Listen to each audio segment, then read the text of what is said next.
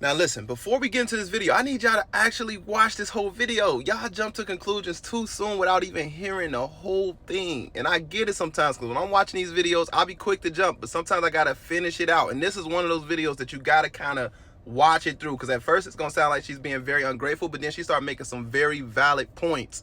This lady right now is going through the worst, well, I wouldn't say the worst, but in her mind, the worst marriage, based off what she said, that she's ever been in her life, and this was her first marriage. So watch this video, y'all. Let me know what y'all think, but before we get into it, y'all already know what we got to do first.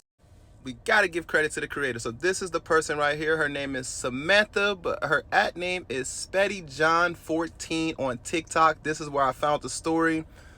This is where you can go follow her for more updates if you want to hear more about it. Go check her out here. All right, now that we got that out the way, for the rest of y'all, y'all already know, y'all with me. Make sure y'all watch this video to the end. Don't skip it. So today is my 3-year wedding anniversary, and I can without a doubt say that this has been hands down the most depressing, miserable, horrible 3 years of my life. I have literally never been so depressed. I've never hated another person more than I hate the person that I married. Well, I run my ass off and I do everything for everybody in my life, like me, my kids, him. He goes to work and works enough. That's it. He works. Yeah, his job's hard. Yeah, his hours suck. But he works. That is all he does. I am in a different town because I had to take my kids to their football practice. And I asked him to watch our daughter. And you know what he did? He slept since he got home. What did I do? I did homework.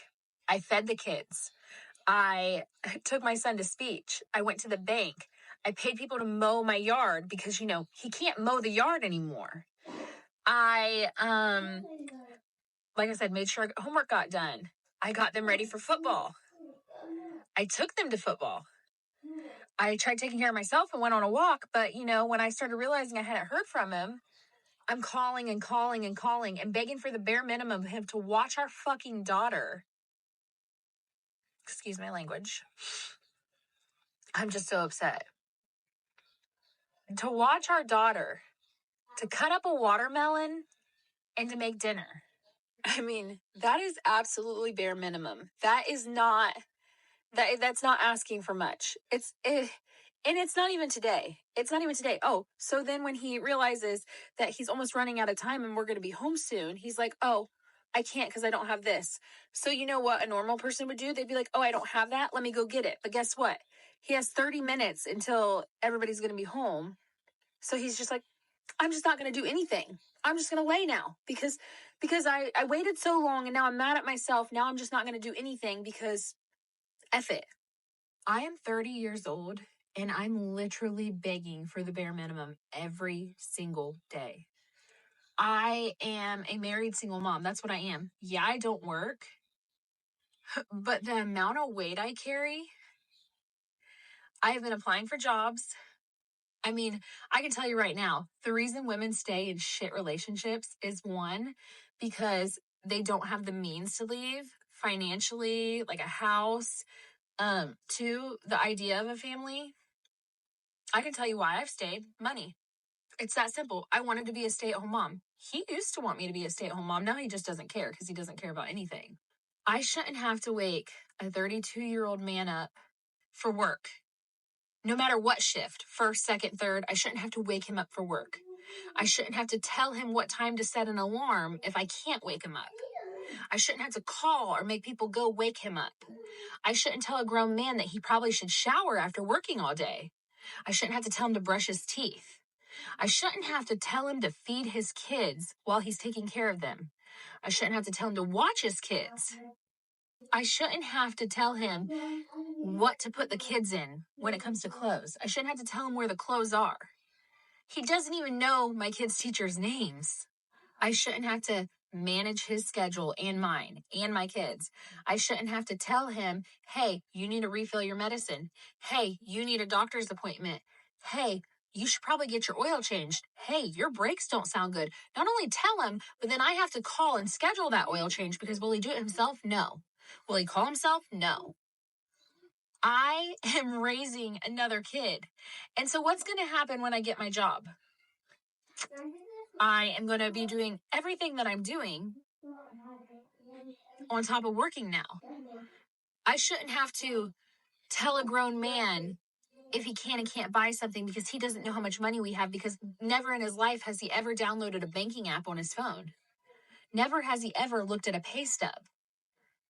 Never has he ever even looked at a bill to see what it costs. So yeah, he might make the money, but who carries the financial weight? Who carries the way to budget the money? Who makes the grocery list? Who makes sure we have food so we can eat food? Who makes sure he has this, that, and everything else when all he gives a shit about is getting high and sleeping? Because you know what? If he's not high, he's not happy. I should not be begging a grown man for the bare minimum. On top of the bare minimum, I shouldn't have to deal with the anger outbursts, breaking my shit where my door won't even close, putting holes in my walls, threatening to kill me in front of my kids. The list could just go on and on. And yeah, I know I can leave because trust me, I am leaving. But people can't just walk out and leave one day when you have kids and 12 years of life wrapped up together. You gotta have a plan. You can't just walk away with nothing. You have to have a plan. My plan is in effect right now, but I just had a rant because I'm just baffled. I just don't want to spend another day like this. And I know I just got to get through a couple more days, couple more weeks. And then what? My kids lose their dad. When I quit forcing him to be one, when I quit forcing him to help, when he loses his job because he doesn't wake up himself, like I don't even know where I'm going with this. It's just not fair. Happy 3-year anniversary to me. Happy 3 years of misery. I mean, I'm trying so hard not to be bitter, but like, I've just never disliked somebody so much that I should love, that I just don't. In sickness and health, better or worse, like, no. Like, so destroy myself and destroy my kids to keep a vow? Nope. I don't even know where I'm going with this. I'm waiting to get my kids from football so I can go home to a fight that I already know I'm going to go home to. So I can figure out dinner at 8:30 at night and do showers and get everything ready for the next day to do it all over again. Moms literally cannot give up. You just can't give up because nobody else is going to pick up the pieces. Dads will check out. Dads will do this. Dads will do that. But as a mom, you literally cannot because you have to carry it. All right, I'm done ranting. I guess I should say what a perfect day to wear my Patterson Law shirt. Problems with your ex? Call Rex. If you need a good lawyer, he's your guy. Now listen, I'm gonna keep it a buck with y'all. At first, I was not on her side. At first, when I was watching this video, I was like, she's not grateful at all. Like, she's very unappreciative. That's what I thought at first, because she was saying like, oh, he works a very hard job and his schedule is crazy, meaning he works a lot of hours. She said he does those things and then kind of like swept it under the rug. And I was like, hold on. So if he doing all of this hard work, he working all day, my defense at first was more like, do your part, he do his part. What's the problem? Then when she went on to start saying like, oh, also, I budget all of his finances. He doesn't even look at the checks. He just make the money. So you tell me he only has the brain cell to go get the check and hand it to you. He don't got the brain cell to do anything else, he said. He said, forget it. I'm just going to work. That's it. And then when she said that she organizes the groceries, the grocery list. Now, see, I'm a cook. That was a big one for me. I said, whoa. I said, this is an entrepreneur's wife.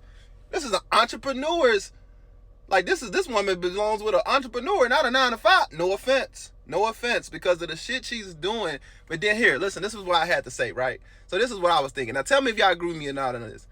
I'm feeling like if he was an entrepreneur and he had money and he can be able to help her more, I feel like she needs to be on a damn salary or something. Because watching kids full time is a job. I'm not trying to pander at all. I want my kids full time. I know this for a fact that this is a full time job. So what she's saying, I can understand. It's like, you know, when you come home, at least help me with something. But as a man who makes the money, who provides in this household, I can see where the disconnect is. Now, I don't know if they had communication issues, but it seemed like they did. Because this is a simple like, hey, I know you make money, but I also need your help. And nowhere in the conversation did she say she had a conversation with him about it. It was just more that she tells him to do things and he don't do it. See, that's the thing. If a man's working all day, I think it's best to just sit down and have a conversation instead of saying like, hey, why don't you want to do this? Or why don't, just being on his back. You already said his hours are crazy and the job is a crazy job. So you could already know the type of stress that he deals with working in those warehouses. It's already crazy enough. But again, I get where she's coming from. But let me know what y'all think in the comment section. Do y'all agree with her approach? At the same time, I agree, because I understand that it's a full-time job. If she was making money out of that marriage, or at least on some type of salary or something, where she can just have money for herself put aside for all the work that she done, I think the relationship probably would have went a little further. But also, communication is a big factor. Now, I was once married, so I know I might not be the most qualified to speak on keeping a marriage because I actually got divorced. But at the same time, I got married at 21 and I got divorced at 24. So it's like I was young. I'm 29 today. I had to learn. I grew up and I realized the stuff I could have done, but I don't look back and regret anything at the same time because I'm moving forward with who I have today. But as a learning tool for the future, I would know to like be better at communicating how I feel, because I was that guy. I was the dude who was working all day, coming home tired, exhausted, giving them whatever energy I had. But at the same time, if a man is not giving you that energy, he should have something to give you. So if you're saying he's giving you nothing, he just come home, clock up, he just play his game, smoke his, and then don't say nothing, then I get you. I understand. That sounds like a divorce. But if it could have been easily solved by communication, I would have went that route first before I went to the fact of just straight bashing him. He's working all day. But that's just me. But what do y'all think? Let me know in the comment section. Until the next video, I'm out.